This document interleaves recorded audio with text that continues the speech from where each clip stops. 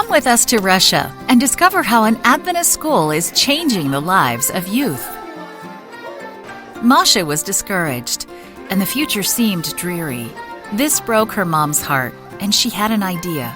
She asked Masha if she'd like to attend Zaoksky Christian School, a Seventh-day Adventist day and boarding school.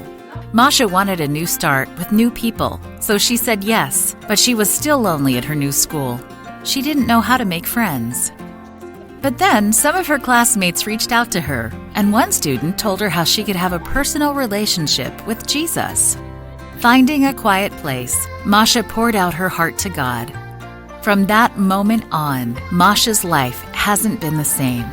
She now has a savior and friend that she can trust.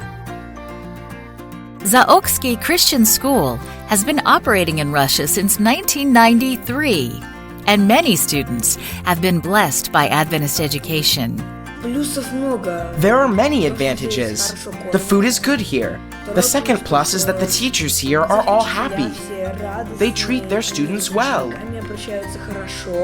But most importantly, many students come to know Jesus as their Savior, just like Masha did. I work in the elementary school with the preschoolers and see how the little children who haven't even heard about God come to us after hearing about Him and are very happy. Their eyes shine when they begin to believe that God helps them with all of their difficulties in everything that they do. When the school began, there were only 4 teachers and a few students. The school used classrooms on the campus of Zaoksky Adventist University. The number of students gradually grew, and today we have 200 students. In fact, we don't do any advertising at school or in the village. People talk about our school themselves. The school has a good reputation, good reviews from parents and children who graduated from our school. Zaoksky Christian School's popularity has created a new challenge: space.